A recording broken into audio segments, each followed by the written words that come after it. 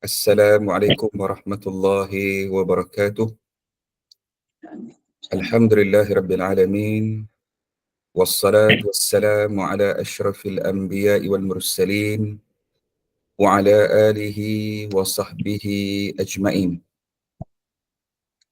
Subhanaka la ilma lana illa ma 'allamtana innaka antal alimul hakim wa la hawla wa la quwwata illa billahil aliyyil azim. Rabbi shrah li sadri ويسر لي أمري واحلل عقدة من لساني يفقه قولي أما بعد. Terima kasih kepada Hajah selaku pengerusi ataupun moderator kita pada kuliah duha pada pagi ini. Sama-sama Ustaz. Jazakillah khair. Rakan-rakan pengurusan ataupun AJK daripada sahabat pecinta Al-Quran, seterusnya para penuntut, para pendengar, pengikut setia kuliah kita pada pagi ini yang dirahmati dan dikasihi Allah Subhanahu wa taala sekalian. Apa khabar antum semuanya pada pagi ini? Mudah-mudahan Allah Subhanahu wa taala sentiasa menghimpunkan kita pada majlis ini, pada hari ini dan pada hari-hari yang mendatang dalam keadaan bukan hanya fizikal kita yang sihat, bukan hanya mental kita yang sihat, bukan hanya jasmani kita sihat, intelektual kita sihat. Alhamdulillah. Tetapi yang sangat-sangat juga kita harapkan ialah spiritual ataupun rohani kita juga sentiasa kuat, bersemangat dan sentiasa merasai kemanisan dalam beribadah menjadi hamba kepada Allah Subhanahu wa taala. Saya teringat akan kata-kata Syekhul Islam Ibn Taymiyah rahimahullah. Apa kata beliau? Katanya, syukurilah dan rasakanlah ataupun perolehlah dalam diri kita ini akan kemanisan iman. Kerana hanya orang yang memiliki kemanisan iman itu hanya mengetahui ataupun menghargai anugerah nikmat yang Allah Subhanahu wa taala kepada kita.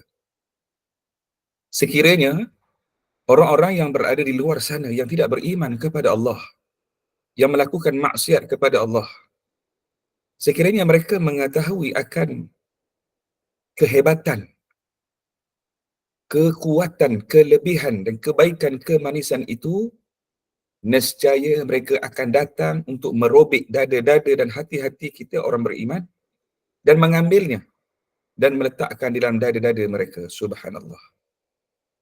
Tuan-tuan yang dirahmati Allah, dengan iman kita dapat merasai ketenangan.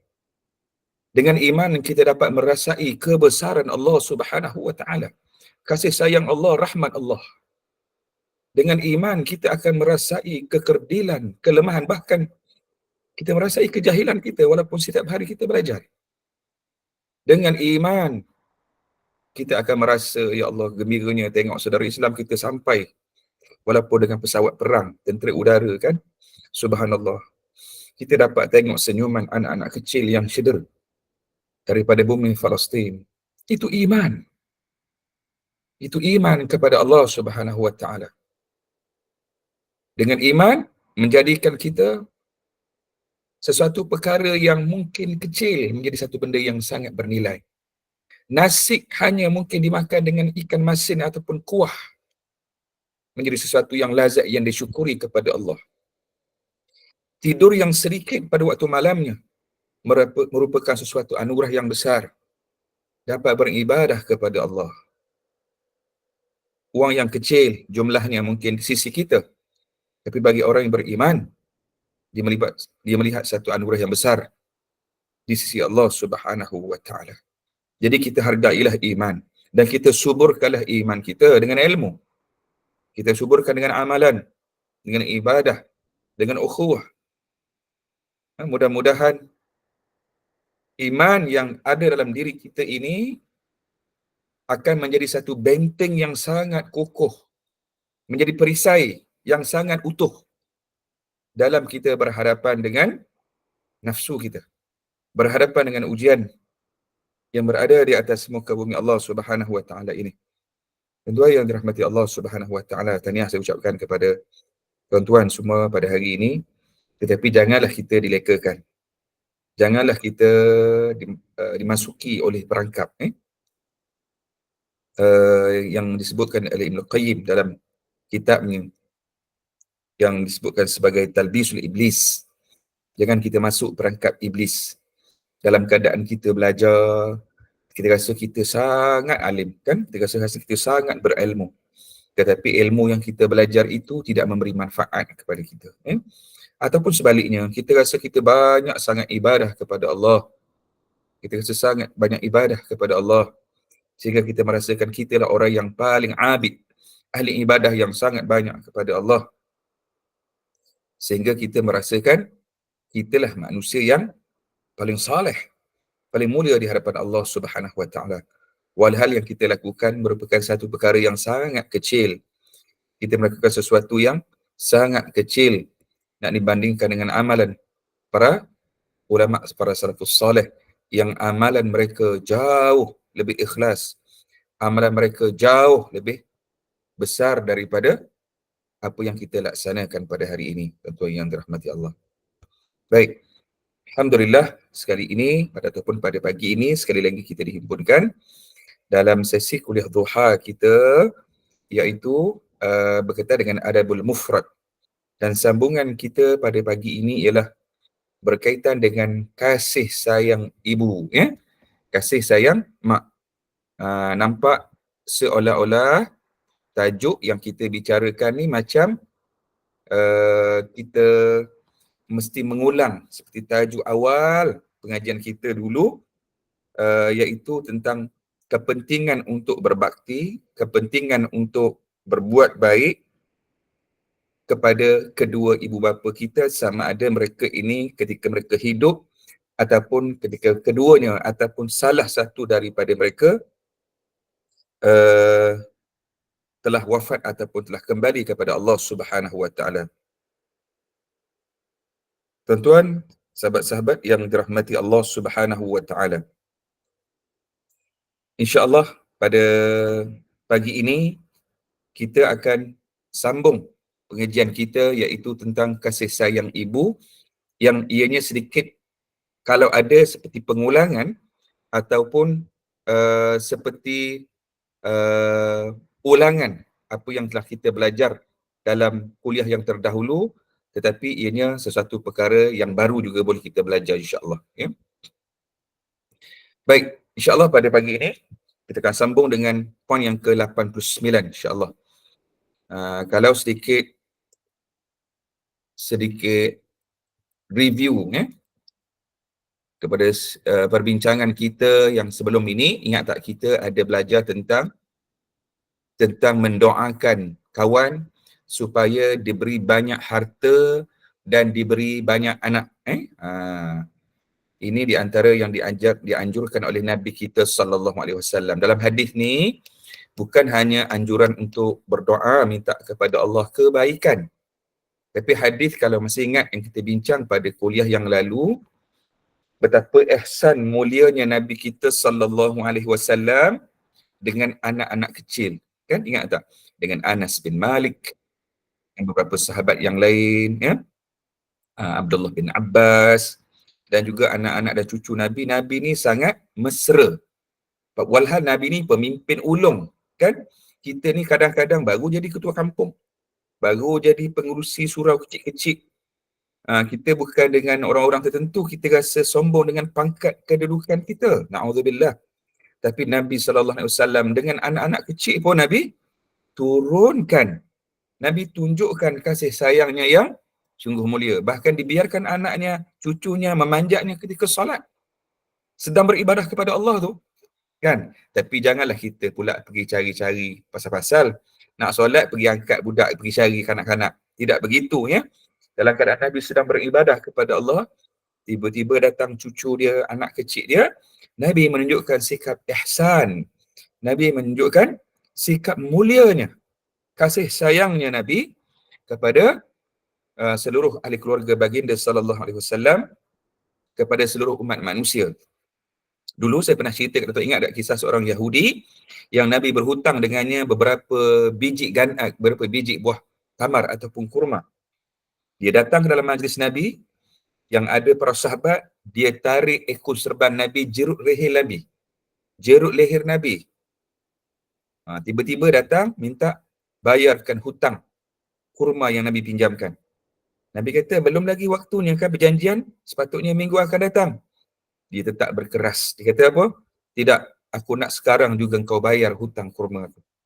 Bayangkan di majlis Nabi itu ada Sayyidina Umar radhiyallahu anhu. Kita pun kenal bagaimana kan watak Sayyidina Umar. Ada sahabat-sahabat Nabi yang lain yang hebat, ramai. Berani mereka memperlakukan pemimpin orang Islam yang paling agung dalam majlis Nabi di hadapan para sahabat. Sanggup diambil risiko tu. Umar waktu itu ingin menerkam dan membunuh lelaki yang biadab terhadap Nabi sallallahu alaihi wasallam. Tapi Nabi dengan tenang, subhanallah. Nabi dengan tenang, Nabi kata, wahai Umar, pergilah ke Baitul Mal, ambillah satu bekas kurma, bayarkan hutang aku padanya, dan tambahkan lagi satu bekas ekstra bagi pada dia. Kata Umar, wahai Rasulullah. Dia datang dengan penuh biadab. Dia datang dengan mungkir pada janjinya yang hutang sepatutnya minggu akan datang, dah tuntut sekarang dengan penuh kebiadaban. Dahlah terpaksa bayar sekarang. Apa tujuannya diberi tambahan kepadanya? Kata Nabi SAW, satu bekas tadi itu haknya orang Yahudi ini kerana aku berhutang dengannya. Lagi satu bekas tambahan kerana denda engkau berkelakuan marah ataupun agresif terhadap dia, tunjuk muka marah. Bagaimana perasaan Umar? Umar suruh pula bawa lelaki Yahudi ini pergi ke Baitul Mal. Pergi ke Baitul Mal. Ya? Pergi dalam perjalanan Yahudi ni tanya, wahai Umar, kau kenal tak aku siapa ni? Umar kata dalam keadaan sudah tentulah, membuat kemarahannya. Kan? Umar kata, aku tak nak tahulah tentang kau ni siapa-siapa. Fulan bin si Fulan.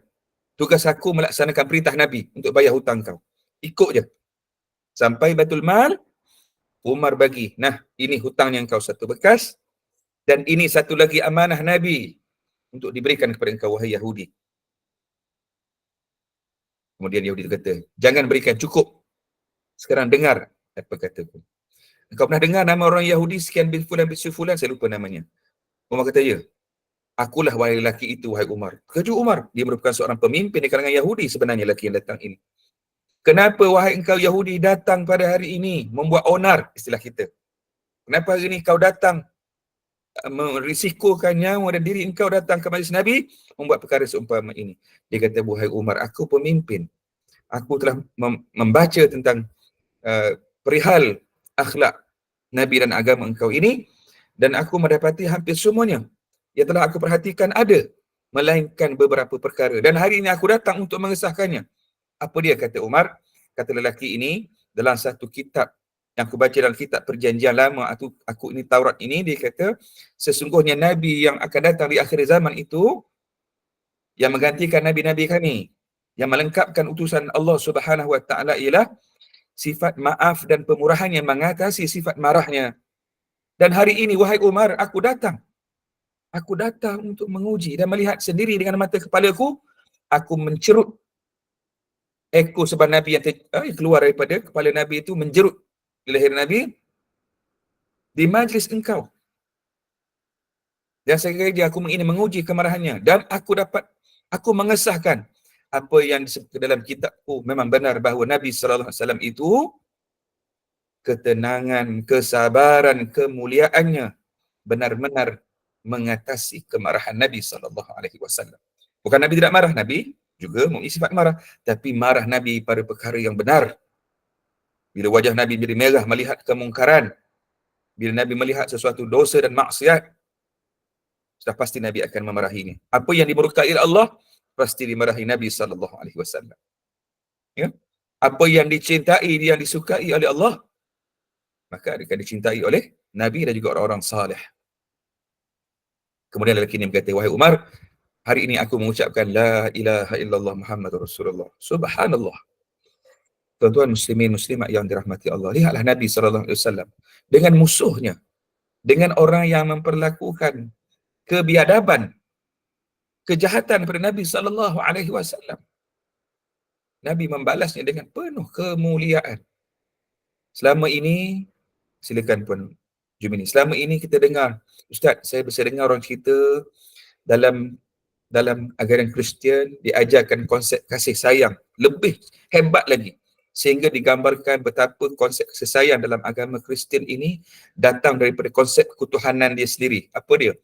Iaitu dalam Kristian, Tuhan ni sanggup menyerupakan dirinya menjadi anak manusia, anak Tuhan, turun di atas dunia untuk diseksa, untuk dipukul, untuk disalib dan untuk dibunuh, untuk merasai juga keperitan, kesusahan. Tengok, ada orang kita percaya. Dia kata bayangkan dalam agama ini, dia kata agama itu Tuhan terpaksa menurunkan darjatnya menjadi manusia yang dipukul, yang diseksa, yang disalib, yang dicincang. Kemudian dia jumpa lagi, dia kata dalam kitab agama itu, iaitu kalau seseorang menampar pipi kanan, jangan membalasnya, tapi ditawarkan pipi sebelah kiri untuk ditampar sekali lagi. Lihat, kita merasakan, oh, sehingga adanya sambutan Valentine's Day, kan, hari kasih sayang, hari cinta yang diajarkan dalam agama itu. Sedangkan kita lupa, tuan-tuan yang dirahmati Allah, kasih sayang dan kecintaan yang dipupuk, yang diajar oleh agama Allah Subhanahu wa taala, yang ditunjukkan oleh Nabi kita sallallahu alaihi wasallam, sebenarnya jauh lebih banyak. Agama mereka ajar sambut Mother's Day, hari itu je buat beli hadiah, tunjuk baik pada mak, kan?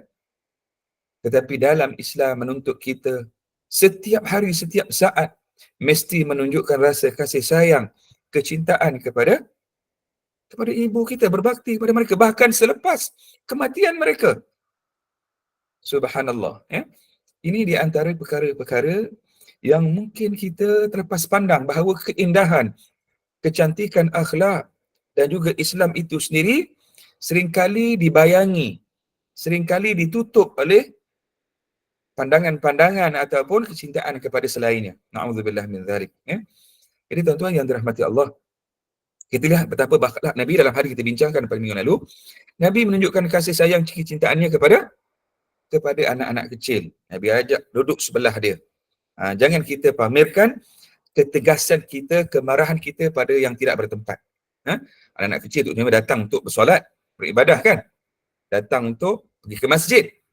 Kita mesti tasji'. Dalam bahasa Arab, tasji' ni lagi kita motivate, menggalakkan dia, seronokkan. Tengok anak-anak seronok, jangan kita halau petah lagi, kan? Jangan kita herdik lagi mereka.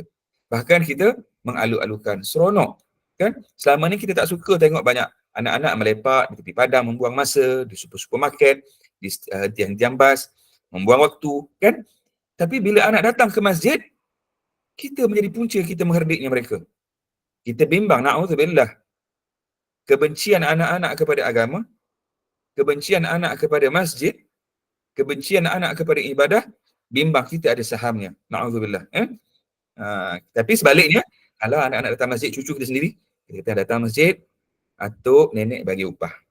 Kan? Dengan niat kita ingin mendidik mereka. Bukan ingin marusuah, tidak. Mendidik. Mana tahu mungkin dengan sedikit sahaja tasji', galakan kita kepada mereka, menjadikan hati anak-anak muda ini terikat dengan masjid. Kadang-kadang anak muda tuan, ada yang pakai seluar jeans, betul tak? Ada yang pada baju mereka tu ada tulisan yang tidak baik kadang-kadang, kan? Kadang-kadang dia pakai gelang pun ada. Yang pakai rantai pun ada. Yang bertatu pun ada. Tapi adakah mereka layak untuk mendapat herdikan kita? Adakah mereka layak untuk mendapat cacian daripada kita, orang yang soleh ini? Tidak. Tidak. Allah telah gerakkan hati mereka untuk datang ke rumah Allah dan Allah sedang menguji kita. Kita sedang belajar ilmu ni, inilah kita nak praktikkan ilmu kita. Kan? Untuk tidak merasakan kita lah yang paling mulia di sisi Allah. Tidak. Kenapa iblis dihambat, dihalau keluar daripada syurga oleh Allah? Kerana dia merasakan dirinya lebih baik daripada Adam AS.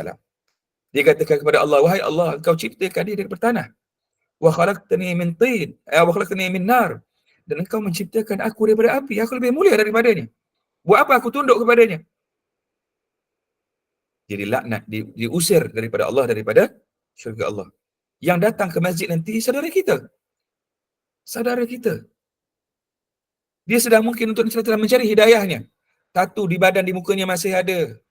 Dia mungkin masih lagi memakai rantainya. Dia mungkin lagi memakai gelangnya.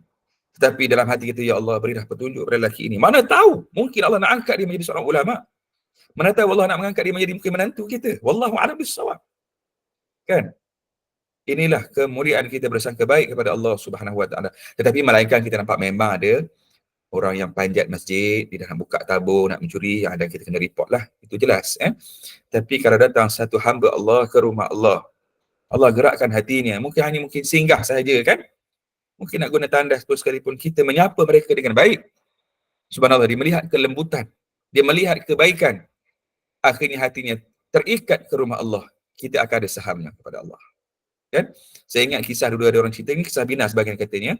Seorang lelaki, dia seorang yang mabuk, minum arak, kemudian dia rasa ingin bertaubat, dia pergi ke masjid. Kemudian bila dia sembahyang dalam keadaan dia yang pakaiannya, penampilannya yang sangat mungkin tidak sama seperti orang yang soleh datang ke masjid, dia kata dia dihalau. Dia dihambat daripada mendatangi rumah Allah. Kemudian dia pergi semula ke night club, dia masuk, gelasnya tumpah, pecah gelasnya. Pemilik bar itu menggantikan gelas yang baru dan menawarkannya air arak yang percuma. Saat itu dia terdetik. Dia kata, wahai Tuhan, di sini lebih baik orang lebih mulia memuliakan aku. Berbanding di tempat ibadat tadi, orang memandang aku dengan satu pandangan yang sangat menghinakan. Dihalaunya aku, jijik. Tetapi di sini, aku kembali di sini. Aku tersalah benda yang kecil. Mereka menggantikannya dengan gelas dan memberikannya dengan arak yang percuma kepada aku. Lihat tuan-tuan yang dirahmati Allah. Mungkin kita melihat ini satu azab, satu ujian musibah pada lelaki ini. Tapi tidakkah kita ingin mengambil peluang? Tidakkah kita ingin dalam setiap saat kita, setiap saat yang kita guna untuk berzikir kepada Allah, membaca Al-Quran, kita juga gunakan dalam perkara kebaikan-kebaikan yang lain. Kan? Mencari untuk keampunan Allah, mencari untuk pahala kepada Allah dalam semua perkara ma'ruf, kepada yang kebaikan insya-Allah. Ya. Selain daripada itu, dalam hadis yang lepas juga kita bincang tentang kepentingan untuk kita doakan keberkatan untuk anak dan isteri kita. Allah bagi mungkin rezeki berkatnya daripada anak-anak kita. Kena doakan. Rezeki daripada isteri kita ataupun suami kita kan. Jadi kita jangan memandang remeh tentang anugerah Allah Ta'ala ini. Dan dalam hadis yang lepas juga kita bincang bagaimana kemuliaan Aisyah radhiyallahu anha menceritakan kebaikan walaupun rumahnya ada serba kekurangan, dia mengorbankan kepentingannya, diberi kepada seorang wanita yang ada 2 anak dengan 3 biji tamar. 2 biji dia bagi dah pada anak dia dalam keadaan lapar, dia sendiri lapar. Tetapi lepas anak dia 2 orang makan 2 tamar yang diberikan, dia juga memberikan haknya yang dia sendiri, mengorbankan haknya kepada anaknya juga. Subhanallah, tingginya pengorbanan ya seorang ibu terhadap anaknya, kasih sayangnya kan. Dan ini mengingatkan kita tentang pentingnya kita melakukan pengorbanan kan. Jangan hanya pada bulan hari raya haji saja, Aidul Adha kan, kita korbankan apa yang kita sayang, kita beli lembu yang mahal, kita beli kambing yang besar kan, kita korbankan kepada Allah, dengan niat kepada Allah kan. Tetapi juga dalam kehidupan kita pada hari ini kena juga korbankan. Sebab tu ada orang berjenaka, dia kata atas dunia ni ada 3 jenis orang yang bentuknya guna hak dan ambil hak ya. Dia kata yang pertama ialah orang di Singapura. Orang Singapura kebanyakannya mereka ni menggunakan hak masing-masing kerana peraturan. Contohnya di Singapura kalau duduk atas analogi di atas jalan raya lah. Peraturan tu mahal sebab dendanya mahal, disiplinnya sangat tinggi, menjadikan orang menggunakan hak masing-masing. Orang yang bawa 70 di atas highway duduk lorong yang kiri. Orang yang bawa 120 duduk lorong kanan. Mana yang menggunakan hak yang sepatutnya. Golongan kedua guna jalan raya ni, dia mengorbankan haknya. Banyak ini berlaku di barat. Pengalaman saya duduk di UK selama hampir setahun dulu pun, saya perhatikan memang ada. Kan, walaupun hak dia untuk dia keluar simpang, dia keluar dulu, Tapi banyak orang putih saya perhatikan dulu, dia bagi orang bagi jalan dulu. Pejalan kaki tu utamanya, orang yang naik kereta lain, dia bersimpang, dia bagi lampu tu, dia suruh kita pergi dulu. Kan? Maknanya dia mengorbankan haknya. Baik ini. Walaupun bukan daripada agama yang mengajar mereka, asalnya daripada budaya. Kalau tadi di Singapura mungkin disiplin, undang-undang. Dan yang ketiga, ini sangat malam. Kita berlaku negeri kita. Banyaknya ialah dia mengambil haknya orang lain. Yang pertama tadi, berjalan, bertindak mengikut hak masing-masing. Yang kedua, hak mereka diberikan kepada orang. Pengorbanan. Yang ketiga ni, hak orang pula diambil. Banyak yang kita lah. Kan? Contohnya, dia bawa slow, dia duduk lorong kanan. Paling laju. Ataupun dia bawa laju, dia motong ikut kiri. Banyak juga begitu kan. Jadi kita kena belajar sesuatu. Bersikap adil ni apa maksud dia? Meletakkan sesuatu kena pada tempat dia. Meletakkan sesuatu kena pada tempat dia. Kopiah walaupun harga kopiah ni mungkin haji RM10 pun tak sampai kan, tapi dipakaikan di atas kepala. Kasut Dr. Carding lah apa je nama kan, kadang-kadang tak murah, harganya beratus-ratus, tapi tempat pakainya tetap di kaki kan, tak pakai atas kepala kan, tak pakai atas kepala, betul tak? Itu haknya. Zalim itu meletakkan sesuatu tidak pada tempatnya. So jangan kita zalim. Zalim ni jangan hanya lihat, oh ustaz, pemerintah, pemimpin terhadap rakyat, bukan itu saja. Kan, kezaliman juga berlaku pada kita pada hari ini. Sepatutnya kita berlaku adil. Yang kita bincang tadi kan, jumpa orang mukmin, kita beri salam kepadanya, kita bersangka baik kepadanya, kita memberikan senyuman kepadanya. Kan? Yang akhirnya Allah Subhanahu Wa Taala akan memberikan ganjaran kebaikan. Baik, itu dari segi kita kena berdoa dan kita kena mengorbankan kepentingan kita sendiri juga.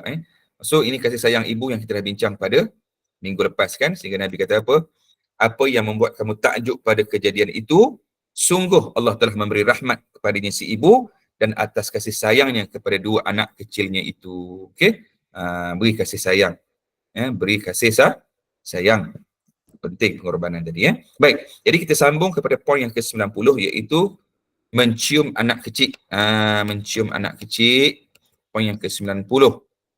Dari Urwah, dari Aisyah radhiyallahu anha, dia berkata, telah datang kepada Nabi Arab Badui. Lalu dia bertanya kepada Nabi. Dia kata, apakah kalian pernah mencium anak-anak kalian? Mereka menjawab, kami belum pernah mencium mereka. Lalu Nabi SAW berkata lagi, apakah saya dapat melakukan sesuatu untukmu setelah Allah mencabut kasih sayang daripadamu? Tengok yang ke-90. Hadis ini sahih, riwayat Bukhari dan juga Muslim, dan juga dalam Ibn Hibban, subhanallah. Mungkin dia ada dalam riwayat-riwayat yang berbeza, tetapi melalui hadis ini, tuan-tuan yang dirahmati Allah, tajuk tentang mencium anak kecil ini sangat menarik kerana dia ada kelangsungan daripada tajuk yang kita bincangkan di awal tadi dan minggu lepas tentang pentingnya kebaikan, kasih sayang kedua ibu bapa kan, kasih ibu terhadap anaknya. Kemudian kita sambung dengan mencium anak kecil. Nabi kata, kamu pernah tak cium? Sahabat kata, sehingga Nabi kata, apakah saya dapat melakukan sesuatu? Nabi tanya, adakah saya dapat melakukan sesuatu setelah Allah mencabut kasih sayang daripada kamu? Mereka ni tak pernah. Mereka tak pernah cium anak-anak mereka. Takkan Nabi memberi ancaman kepada mereka, iaitu Allah akan mencabut kasih sayang daripada hati mereka. Ini pengajaran yang cukup berharga. Kalau sebelumnya kita bincangkan Nabi, dalam soal nak ibadat pun, Nabi tunjukkan kasih sayangnya. Anak-anak yang nak beribadah kepada Allah, Nabi bimbing, Nabi damping, Nabi menyantuni mereka. Nabi menyantuni mereka. Tuan-tuan, kita ni bukan hanya anak kecil, bahkan saya sebutkan tadi contoh-contoh orang Islam yang mungkin belum lagi setaraf ternampak dengan kita dari segi imannya, amalannya kan. Tetapi kita dituntut untuk menyantuni mereka, sesiapa pun. Kalau Nabi SAW pernah ditegur oleh Allah dalam surah Abasa wa Tawalla tentang seorang yang buta. Nabi sibuk melayani pemuka-pemuka ataupun pemimpin-pemimpin daripada di kalangan orang-orang lain, sehingga Nabi tidak berpaling kepada sahabat yang buta kan. Ini teguran yang sangat berharga daripada Allah. Kita mungkin datang tengah makan kat hentian mana-mana kan, datang orang minta sedekah, minta tolong, jangan kita herdik mereka. Kalau kita tak memberi pun, kita menyantuni mereka. Kan? Kita menyantuni mereka. Kalau tak mampu beli RM1, kalau tak ambil tisu yang dibagi pun, kita tidak mengherdik ataupun tidak berlaku sombong terhadap mereka. Kan? Jadi Nabi ni, Nabi ajar Nabi cium cucu dia. Kan? Sebab itu dalam Islam diajarkan kepada kita kalau boleh, anak-anak ni, cucu-cucu kita yang ada ni, kalau boleh sempat kita cium mereka ni di beberapa tempat. Dalam Islam mengajarkan ada 4 hingga 6 tempat yang kita cium anak-anak ataupun anak-anak kecil ni. Antaranya di mana? Ialah di kepala. Di kepala, di atas dahi lah. Kan? Cium kat sini. Kemudian di mana? Di pipi. Di pipi, di kepala. Yang pertama di kepala, yang kedua di dahi, yang ketiga di pipi. Kemudian di tangan. Di mana? Di tangan. Di tangan. Di mulut tak ada ya. Mulut tak ada ya. Di tangan. 4 tempat. Ada sebahagian juga yang mengatakan juga boleh kita gosok di belakang leher ni. Tanda kasih sayang kan, gosok. Dan juga di atas dada anak-anak tu ya. Terutama, tapi 4 tempat tadi antara perkara yang digalakkan dalam Islam untuk kita cium mereka di 4 tempat tadi. Di atas kepala, di dahi, di pipi dan juga di tangan. Di mulut jangan. Bimbang, terlajak masuk fitnah-fitnah yang lain. Ini di antara yang dianjurkan, yang diajarkan oleh Islam. Jadi kita kena amalkan ya. Jadi ini di antara yang Nabi SAW ajarkan ya. Kemudian kita tengok yang poin yang ke-91. Abu Hurairah radhiyallahu anhu berkata, suatu ketika Nabi mencium cucunya Hasan bin Ali, dan ketika itu Al-Aqra' bin Habis At-Tamimi, lalu dia berkata, saya mempunyai 10 orang anak, tidak ada satu pun di antara mereka yang saya cium. Kemudian Nabi SAW bersabda, man la yarhamu la yurham. Tengok ni penting ni. Hadis yang ke-91 ni juga hadis sahih ni ya. Riwayat Bukhari, Muslim dan Abu Daud dan Tirmizi dan juga Imam Ahmad. Nabi kata, sesiapa yang tidak memberi rahmat, tidak berkasih sayang, maka tidak akan dikasihi juga. Penting kan hadis ni, walaupun kita pernah sebut dulu, tapi hari ni kita tengok sendiri bagaimana Nabi SAW ini menyantuni cucu baginda SAW. Nabi cium sahabat ni yang ada 10 orang anak. Ramai ni 10 anak ni. Dia kata, tak pernah cium pun anak dia. Kemudian Nabi kata, orang yang tidak mengasihani, tidak ada kasih sayang, Allah pun tak kasih dengan dia. Jadi tuan-tuan, kalau kita nak diri kita dicintai oleh Allah, kita nak kasih sayang Allah itu bersama dengan kita, kita juga kena berkasih sayang terhadap makhluk. Kan? Kasih sayang terhadap makhluk. Kita nak rahmat Allah. Kita juga memberi rahmat kepada orang. Memberi rahmat ni maksud dia, kita beri kasih sayang. Orang dapat menumpang kasih dengan kita. Kan? Jadi kalau kita ni kadang-kadang nampak, seolah-olah aku ni kurang kasih sayang daripada Allah. Salah satu perkara yang mungkin kita kurang ialah kita tidak bersifat rahmat. Sehingga selalu kita dengar hadis kan, yang Nabi kata apa? Berkasih sayanglah kamu di bumi ini, kamu akan dicintai di langit. Betul tak? Itu hadis sahih juga. Kan? Yarhamukum fis sama' kan? Irhamu fil ard. Kamu berkasih sayanglah apa yang ada di dunia ini. Yarhamukum fis sama'. Yang di langit akan sayang kepada kamu. Ini sebab tu Islam ini ialah agama rahmat. Agama untuk kita menyuburkan kasih sayang. Okay? Dengan cucu, dengan anak-anak. Biar kita tunjukkan kasih sayang. Ya? Itu yang ke-91. Seterusnya, kita tengok yang ke-91 pula. Iaitu di bawah tajuk, etika seorang ayah dan berbuat baik pada anaknya. Okay? Dulu kita bincang bagaimana anak kena buat baik pada mak ayah. Kan? Kena berbakti, kena berbuat makruf, kena berkorban, kena berbakti. Betul tak? Cuba tengok yang tajuk hari ni, ayah kena buat baik pada anaknya. Ini kadang-kadang susah juga kita nak bincang di sini kan? Macam mana Ustaz? Saya dah bagi nafkah pada anak saya, dah beli ini sekian-sekian. Kebaikan apa lagi saya kena buat? Kita baca kat sini tengok ya. Apa dia? Kita tengok kat sini, poin ke-92, ada sahabat kepada kami, iaitu Muhammad bin Abdul Aziz, dia berkata, telah yang khabarkan kepada kami Walid bin Muslim, dari Walid bin Numair bin Aus, dia mendengar ayah ni berkata, orang-orang pada masa itu mengatakan bahawa kebaikan datangnya dari Allah, sedangkan adab itu datang daripada ayah. Allah Akbar. Tengok 92. Hadis ini dhaif. Hadis ini dhaif kan? Walaupun dhaif tapi kita nak ceritakan bahawa pentingnya ayah ni kena buat baik juga adab ni kan. Sebab apa? Adab dan akhlak ni ditiru, dicontohi oleh anak-anak kan. Sehingga ada sebahagian ulama juga mendefinisikan apa beza antara akhlak dengan adab kan. Akhlak itu ialah kita ambil sepenuhnya akhlak daripada Al-Quran dan juga hadis Nabi sallallahu alaihi wasallam. Adab dan etika ni daripada asuhan, daripada pengalaman kita menjadi orang beradab kan. Amalan kita jadi orang beradab. Supaya kita ini boleh dicontohi oleh anak-anak. Kita tengok yang ke-93. Poin yang 93.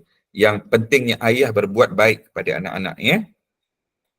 Nu'man bin Bashir mengatakan dia telah berangkat bersama ayahnya untuk bertemu dengan Nabi sallallahu alaihi wasallam. Lalu ayah dia berkata, "Wahai Rasul, aku bersaksi padamu bahawa aku telah memberi Nu'man ini dan itu." Lalu Nabi kata, "Apakah semua anak-anak kamu telah engkau beri seperti itu?"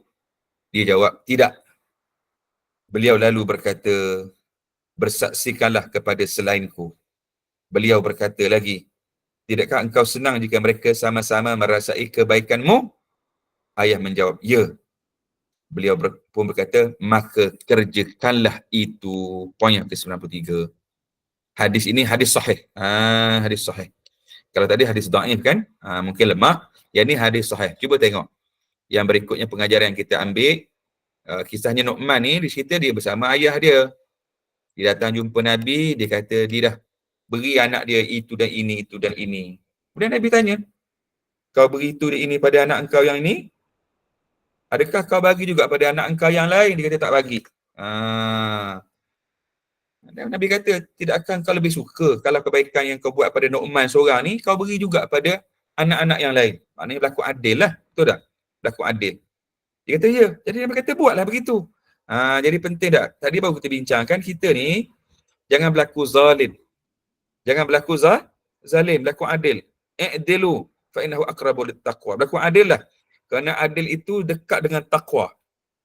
Berlaku adil. Dengan anak-anak, kita ada 10 orang anak, ada 4 orang anak. Kan adil.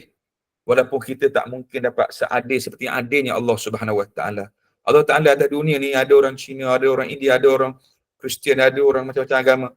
Allah bagi semua kehidupan. Allah bagi rezeki, betul tak?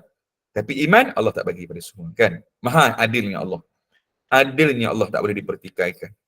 Keadilan kita boleh dipertikaikan. Banyak. Tanya anak-anak hari ni kan, anak-anak kita sendiri pun, kenapa ni ayah ni lebih cenderung sikit pada anak ini, kurang sikit pada anak ini, kan?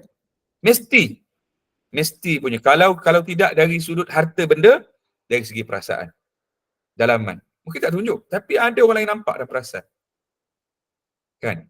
Kadang-kadang mulut ni selalu sebut je nama anak itu, kan? Macam kita pun sekarang saya dah cerita kat tuan dulu, arwah ayah saya dan mak saya datang ke ni, kita nampak dah, kan? Datang je mesti suka pergi rumah anak dia ni, kan? Mesti dah. Kita tak boleh nak larikan perasaan tu dah. Kita sediakanlah apa pun makanan yang dia suka, tempat dia suka pergi. Tapi hati orang tua ni, tak boleh kita nak, orang kata apa, dalami. Kerana apa? Dia dah ada kecenderungan dia sayang. Tapi kalau kita, berdasarkan hadis hari ni, seboleh-bolehnya kita nak, ya Allah janganlah aku berlaku zalim, tidak adil kepada anak-anak aku. Supaya nanti kita akan diperhitungkan di hadapan Allah. Kan? Anak yang pertama ni diminta belanja sekolah, kita kena bagi. Yang kedua ni dia nak minta belanja sekolah, kita kena bagi. Didikan kita pada mereka tetap juga kena bagi. Bukan hanya kita bagi belanja dari sudut keperluan fizikal dan makanan luaran dia sahaja, tetapi juga doanya. Doanya juga. Kan? Semua mereka itulah zuriat kita. Allahumma hab lana min azwajina wa dhurriyyatina qurrata a'yun waj'alna lil muttaqina imama. Sentiasa doakan. Ini Nabi suruh. Nabi kata kalau kau buat baik pada anak kau seorang, kadang suka dah tu benda tu, betul tak? Kau ceritakan benda ni. Alangkah indah dan baiknya kebaikan yang kau buat kepada seorang anak itu, engkau buat kepada anak engkau yang lainnya. Sedangkan ini satu benda yang mulia, kan? Tinggal lagi nanti dia nak membalas budi dan sebagainya, itu urusan dia. Tapi ini kita sebagai mak ayah ni, Adakah kita benar-benar melaksanakan tanggungjawab dan amanah kita melakukan kebaikan pada mereka? Ya, begitulah. Kan dia minta satu benda yang baik, kita kena laksanakan. Tetapi sebaliknya, kalau anak kita ni menuntut sesuatu benda yang tak baik, kita kena ada sempadan dia. Janganlah semua benda anak minta semua kita kena, betul tak? Ya, jomlah tengok wayang ni. Kan? Walaupun ada perbahasan tentang wayang ni, pada saya lah, kalau boleh kita yang belajar ilmu ni, yang warak jaga ni, tak payah pergilah tempat-tempat tu kan. Ada banyak tempat-tempat yang lain yang boleh menyuburkan kasih sayang dan iman kita. Kan? Kita kata anak kita, macam ni lah. Daripada kita tengok wayang, jom kita pergi berkelah tempat-tempat melihat kebesaran Allah. Kan? Betul tak? Kan? Kalau ada duit lebih sikit, ajak pergi umrah ibadat sama-sama. Subhanallah. Kan? Latih kalau pergi cuti mana-mana pun, menjadikan masjid, rumah Allah di antara tempat yang boleh kita ajak supaya minat kecenderungan yang sama. Walaupun kita faham anak-anak muda pada hari ini susah untuk kita ajak dan tarik mereka pada tempat-tempat yang kita sebutkan tadi. Tetapi insya-Allah doa mak dan ayah, perkataan mereka, bimbingan mereka, insya-Allah jauh lebih baik daripada orang lainnya, kan? Dan tentulah kita bangun di tengah malam, tuan-tuan yang dirahmati Allah, selain kita minta kepada Allah ampunkan dosa kita, terima segala amal ibadah kita kepada Allah, kan? Allah perkenankan segala hajat kita, kita doa juga kebaikan kepada anak dan keturunan kita. Buat baik di sudut itu, doa kan. Penting doa ni, kan? Kerana redha Allah terhadap redhanya kedua ibu bapa, kan? Dan berlaku adil ni sesuai dengan tempat di sekitar tadi, pada suasananya. Kalau anak perempuan, kita beli kat dia mainan anak patung.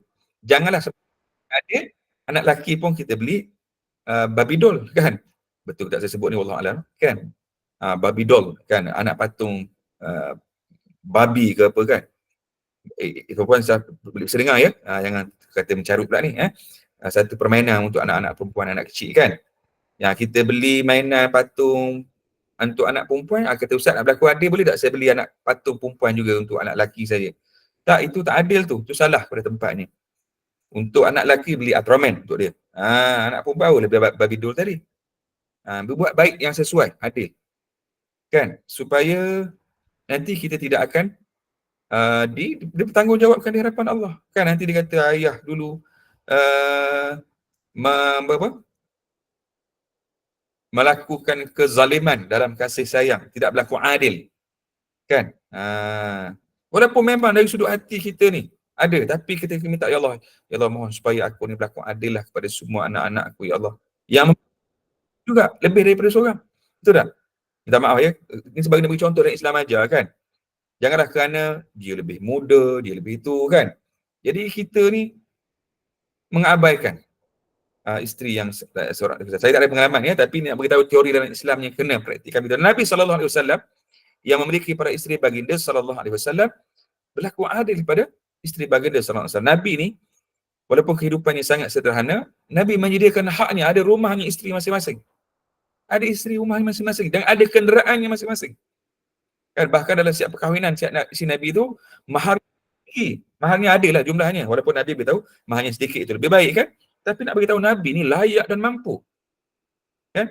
Kita kadang-kadang hari ni lebihnya nafsu saja, kan? Mampu tu tak ada. Kan? Minta dijauhkanlah. Jadi Nabi sudah tentu contoh teladan yang paling baik. Yang berlaku adil terhadap anak-anak dan juga isteri Nabi yang mulia, semuanya ummahatul mukminin.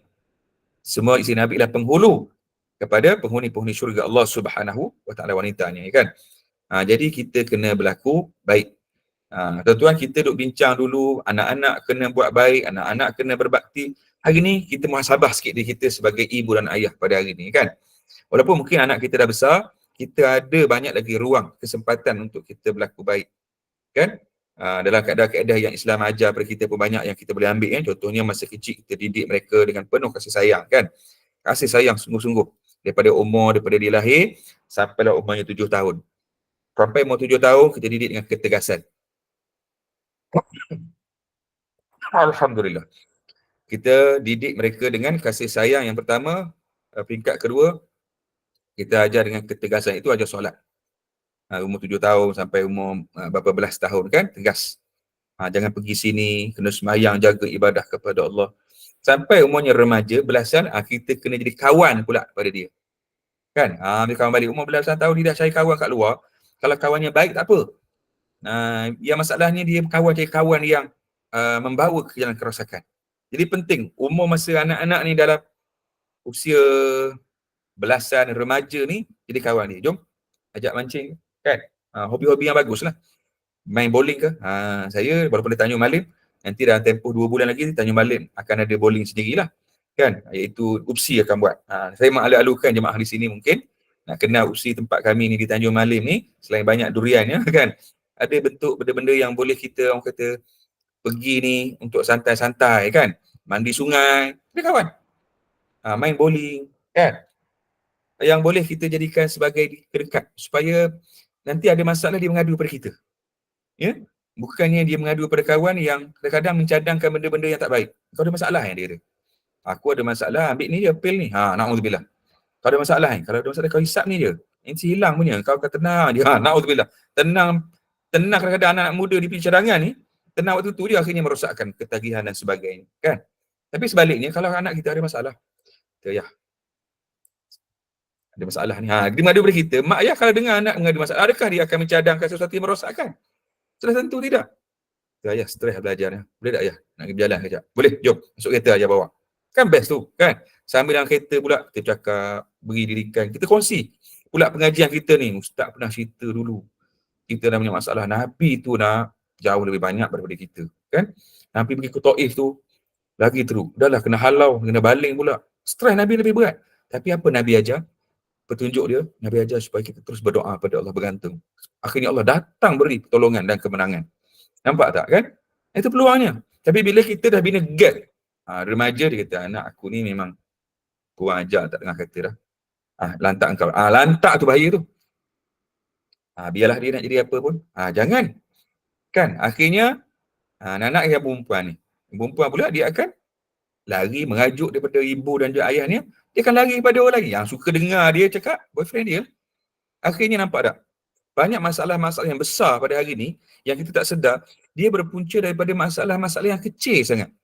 Perselisihan, pergeseran yang kecil di rumah yang tidak ditangani dengan baik, akhirnya membawa kepada apa? Na'udzubillah, lari daripada rumah, ikut boyfriend, berzina. Kemudian, hari ni kita digemparkan dengan kisah-kisah yang menyayat hati, mayat jumpa sini, orang ni kena bakar, orang ni kena bunuh kan? Kadang-kadang perkara ini boleh dielak kan? Daripada awal dengan kita membina rumahku baiti jannati, rumahku syurgaku kan. Kita boleh bina di rumah ni sebagai satu benda yang menyeronokkan. Bukan syurga ni, benda yang baik dalam rumah. Banyak benda semuanya bermula dari mula. Betul tak tuan-tuan? Kan, setujulah jumpa anak-anak yang bermasalah di sekolah ni, dia bukan kat sekolah tu. Dia banyak bermula daripada di rumah, kurang kasih sayang. Kadang-kadang kita kerana ketegasan kita tidak bertempat. Tadi baru kita bincang Nabi ni, kesabaran dia, kasih sayang dia mengatasi kemarahannya, kan? Kan? Jadi ini perkara yang perlu kita muhasabah. Cek balik dalam rumah tu macam manalah hubungan aku dengan Allah ni, kan? Qurannya kurang baca. Dalam rumah tak ada sudut tempat solat membaca ilmu, kan? Apa lagi? Tidak makan bersama, kan? Kita pupuk perkara ini dalam rumah tangga, barulah betul-betul rumahku baiti jannati, bukan rumahku nerakaku. Na'udzubillah. Tidak ada bacaan Quran dalam rumah. Tidak ada solat jemaah dalam rumah. Tidak ada apa lagi? Tidak ada hubungan kasih sayang di dalam rumah tangga, kan? Anak-anak tengok dia membaca. Hari ni, yang paling malang rumah ni semua ada gadget masing-masing. Anak ni duduk bilik sana, anak ni duduk meja depan. Terpisah. Kan? Kita ingatkan gadget ni mendekatkan yang jauh. Kan? Kata Ustaz, mudah sekarang video call je mak kampung, kan? Tetapi fitnah gadget ni juga meretakkan hubungan kasih sayang di antara manusia. Dia tengok muka buku lagi tengok muka anak sendiri. Kan? Muka buku tu lagi banyak dia tengok masanya berbanding muka anak dan juga isteri-isteri mereka sendiri, kan? Jadi ini antara pengajaran yang boleh kita ambil dalam dunia yang penuh rencang pada hari ini, tuan-tuan, yang mungkin kita tak sedar sebenarnya di kalangan kita sendiri pun, kan? Kita tak sedar, astagfirullahaladzim, banyaknya aku spend kat gadget ni. Anak aku sendiri, kajian dah banyak dah tunjuk, kan? Kenapa anak-anak ni patutnya umur sekian berapa minit saja waktunya untuk berada, kan? Kadang-kadang kita terabai. kita terlepas perkara-perkara kecil ini yang akhirnya menatijahkan sesuatu benda yang besar. Yang hari dan pada masa itu, ianya sukar dikawal. Dia seumpama barah ni, dia macam barah lah, penyakit kan. Dia tak nak jadi sampai kena potong kaki tu. Dia kena elak daripada awal, jangan ambil benda manis dulu kan. Ini panduan untuk saya jugalah. Yang suka benda manis ni risau juga kan. Musim-musim durian ni kan. Kena tahan, sabar, elak kan. Supaya kita tak nak bila kita absorb semua benda yang kita suka, yang kita minat ni, kita tak sedar dia menjadi sesuatu barah yang sikit demi sedikit yang akhirnya membawa penyakit dan juga barah yang serius, yang menyebabkan akhirnya kita bukan hanya dipotong, akhirnya dia akan membawa kepada maut dan juga kematian. Jadi mak ayah pada hari ini kena bagi kasih sayang. Dan tajuk kita bincang pada hari ini, kalau zaman ni kita bincang kita sebagai seorang anak, hari ini kita duduk diri kita dalam kandang pesalah kita sebagai ayah. Banyaknya salah kita kan, banyaknya kelemahan kita kan. Jadi kalau kita hari ni kita banyak menuntut anak yang buat salah untuk minta maaf. Kita hari ni mak ayah kena juga ada perkara tu. Kena. Kan? Ada tak kita ni sempurna? Tak. Ada kesalahan kita. Kan? Kita buat salah pada anak kita, kena sebut beritahu. Kadang kita terlebih sangat tegah ni, pukul dia, watan dia, sampai kadang-kadang dia memang luluhlah hati dia kan. Apa salahnya kita jumpa dia kan, duduk dalam suasana yang tenang, beritahu, minta maaf lah kan. Ayah ke mak ke di luar kawalan ke kan, hilang sabar ke. Sudah pasti apabila kita ikhlas, sudah pasti apabila kita menunjukkan kasih sayang kita sedemikian rupa pada anak dan isteri kita, kita akan dapat bina semula kan kekuatan, keutuhan dalam sebuah rumah tangga itu kan, daripada kita terpisah jauh, lari buat hal. Hari ini wujud tuan-tuan, wujud dalam masyarakat kita pada hari ini. Bila saya dengar kan, kita tengok dalam berita ke kat air raya kan, kenapa pakcik ni kita anak dah 10 tahun tak balik, sebab dia ingat dulu saya buat sekian-sekian, Allahu Akbar, kesiannya kan. Sedihnya kita tak mahu itu berlaku dalam keluarga kita. Kasih sayang kita yang besarkan mereka daripada kecil, dan kita melihat kejayaan mereka dan kita dapat merasai, menikmati, berkongsi kejayaan itu, maka itu lebih indah dan lebih baik kan. Jadi kita hari ni, kita jangan mengharapkan anak-anak kita saja berbuat baik kepada kita kan. Kita lupa kadang-kadang dia punya kaedah itu kan. Tetapi kita juga mesti menunjukkan kasih sayang. Ini anjuran Nabi SAW. Berbuat baik terhadap anak-anak kita, meminta maaf kepada mereka kan, bertanya khabar kepada mereka kan, supaya Allah Ta'ala berkati kebaikan kita buat itu, dan Allah berikan nikmatnya dengan kita berbuat secara ikhlas, dengan rasa tanggungjawab amanah kita sebagai ibu dan bapa, insya-Allah. Baik, jadi tuan-tuan yang dirahmati Allah, kita masuk poin yang berikutnya, mungkin terakhir pada pagi ini, iaitu tentang masih lagi kebaikan ayah kepada anak dia. Poin yang ke-94. Apa dia? Daripada Ibnu Umar radhiyallahu anhu, dia berkata, sesungguhnya Allah Ta'ala menamakan orang-orang baik itu dengan abrar. Dalam Quran ada banyak ayat. Al-abrar. Antaranya dalam surah Al-Imran yang kita baca solat malam tu, dalam 10-20 ayat akhir tu ada tentang kalimah al-abrar. Ini menariknya. Kenapa Allah menamakan orang baik itu al-abrar? Kerana mereka buat baik kepada ayah-ayah dan kepada anak-anak mereka. Sebagaimana ayahmu memiliki hak atasmu, kamu pun ada hak ke atas mereka. Ya Allah. Okay, 94. Cuba tengok. 94 ni, hadis ini dhaif. Ni dhaif ini juga oleh Nu'aim dalam kitabnya. Ibnu Katsir, tapi Ibnu Katsir sebut dalam hadisnya.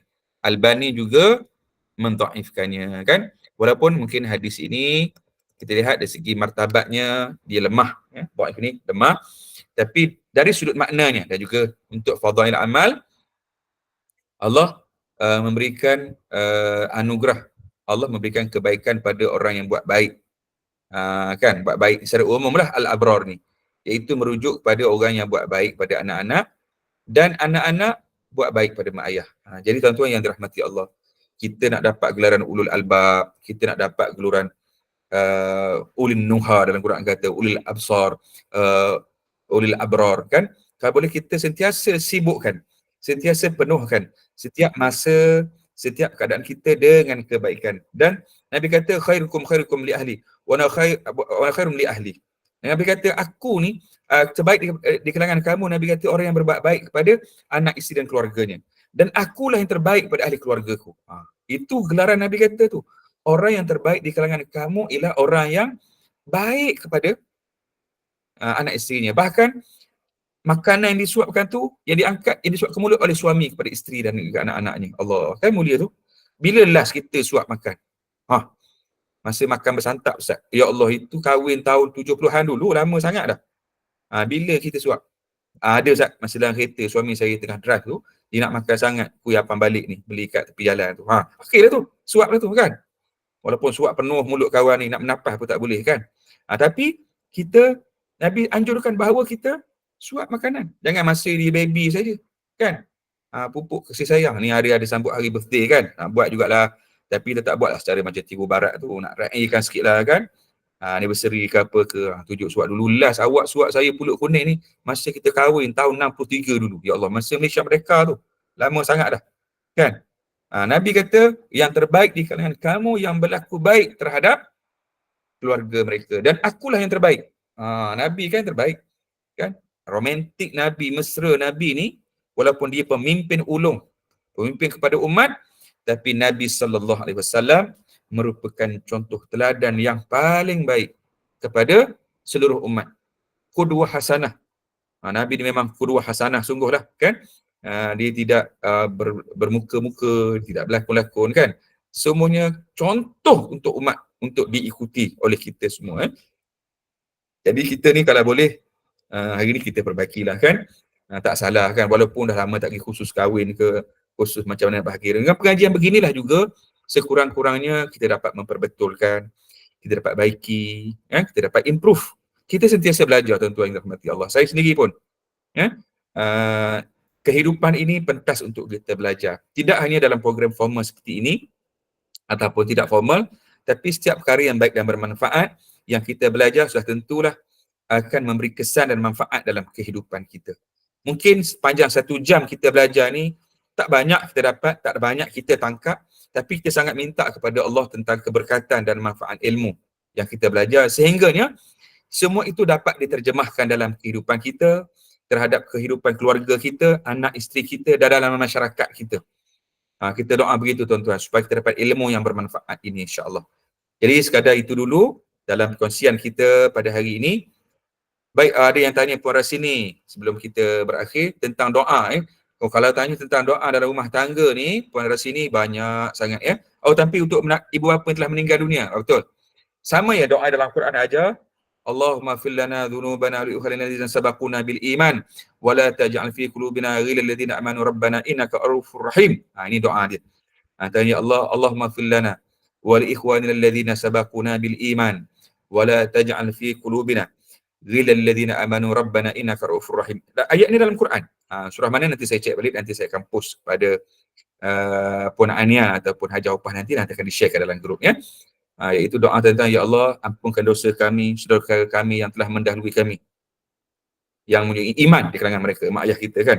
Wala taj'al fi qulubina, jangan jadikan hati kami ghilal, cemburu pada orang yang beriman yang terdahulu daripada kami. Sesungguhnya engkau Maha Pengasih Penyayang, engkau mengampunkan dosa ya Allah. Selain pada doanya biasalah kan, Allahumma ighfirli wa li walidayya warhamhuma kama rabbayani shaghira. Ini juga dalam Quran. Ya Allah, ampunkanlah dosaku ya Allah, dosa kepada kedua ibu bapa aku ya Allah, dan kasihilah mereka ya Allah. Ayat kasih tu kita baca hari ni. Seperti mana mereka mengasihi aku ketika kecil ya Allah. Dua doa ni cukup kan? Banyak lagi doa lain. Cuma saya nak ajar tempoh kita yang singkat ni, dua doa ni daripada Quran, sudah tentu mustajab, sudah tentu adanya hikmah, sudah tentunya ada kebaikan. Kan berkah daripada Allah kita amalkan. Ya. Saya ulangi dua doa ni yang semua kita ada rakaman, tuan-tuan boleh tengok dan ingat balik ataupun boleh ikut saya pada sesi yang akhir ini dan kita kena amalkan. Iaitu Allahumma ighfirli wa li walidayya warhamhuma kama rabbayani shaghira. Ya. Yang ketiga, Allahumma ighfir lana wa li ikhwanina alladhina sabaquna bil iman wa la taj'al fi qulubina ghilal ladzina amanu rabbana innaka ra'ufur rahim. Cantik. Kalau tambah pun satu lagi yang pernah kita sebut dulu dalam surah Al-Ahqaf ayat 16, pada orang yang dah umur 40 tahun dan ke atas kena amal doa ni, iaitu Rabbi auzi'ni an ashkura ni'mataka allati an'amta alayya wa ala walidayya. Dia tu. Wa an a'mala salihan tardah wa aslih li fi dhurriyyati inni tubtu ilaika wa inni minal muslimin. Masya-Allah. Ketiga-tiga doa ni semua dalam Quran, tuan-tuan. Semua dalam Quran, doa yang Allah ajar. Allah sendiri ajar kepada kita untuk doa kepada orang tua. Amalkan. Kita doa. 14 ke Ustaz?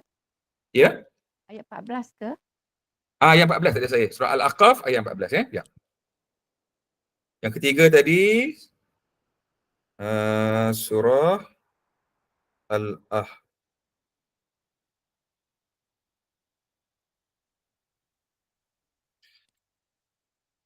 Betul ya. Surah Al-Ahqaf ayat yang ke-15. Maaf, bukan 14, 15. Terima kasih puan yang bertanya. Pembetulan. Yang ketiga ialah surah Al-Ahqaf ayat yang ke-15. Amalkan dalam solat malam. Iaitu Rabbi auzi'ni an ashkura ni'mataka allati an'amta alayya wa ala walidayya. Ada ayat kepada ibu bapa kita. Wa an a'mala salihan tardah wa aslih li fi dhurriyyati inni tubtu ilaika wa inni minal muslimin. Ya Allah, kan? InsyaAllah doa dengan penuh harap, doa dengan ikhlas dan meyakini Allah Ta'ala akan memakbulkan. Dan pesan ulama kata apa? Di saat aku mengetahui bahawa doaku dimustajabkan oleh Allah, dengan aku merasakan air mata aku mengalir kepada Allah, merasakan hati khusyuk kepada Allah. Jadi dalam doa jangan ghaflah. Jangan lalai kan? Jangan doa main-main, jangan doa laju-laju kan? Doa dengan penuh pengharapan ya. Mudah-mudahan Allah menjawab, memakbulkan doa kita insya-Allah. Baik. Sekadar itu dulu pada pagi ini. Terima kasih kepada semua yang bersama kita daripada awal hingga akhir dan juga yang bertanya dan juga memberikan pandangan. Mudah-mudahan kita beroleh manfaat dan kebaikan sepanjang pengajian kita pada pagi ini insya-Allah. Segala yang baik itu daripada Allah. Segala kekurangan, kelemahan itu daripada diri saya sendiri. Saya kembalikan semula kepada hajah kita. Silakan. Amin, amin. Alhamdulillah Ustaz. Terima kasih Al-Fazil Ustaz. Jika ada soalan lagi, boleh untuk beberapa minit Ustaz. Ada soalan tak? Silakan. Boleh je insya-Allah.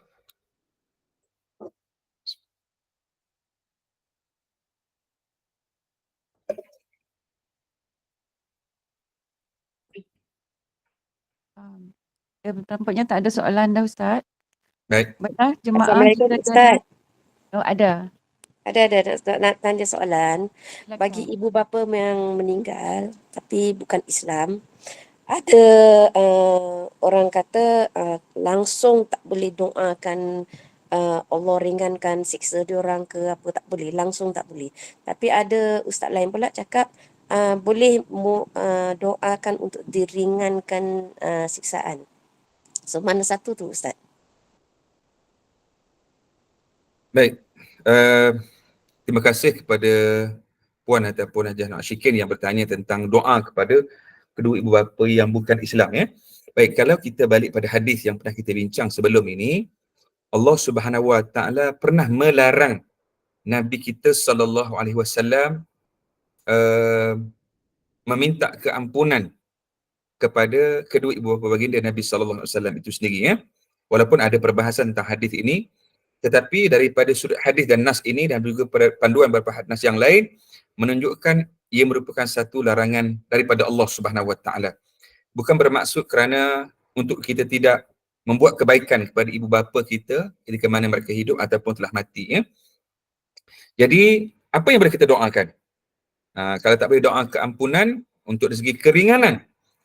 Oleh kerana tidak ada nas dari sudut itu yang menegaskan untuk kita berdoa kepada mereka tentang sama ada Allah ampunkan mereka ataupun memberi keringanan, kita doalah secara umum.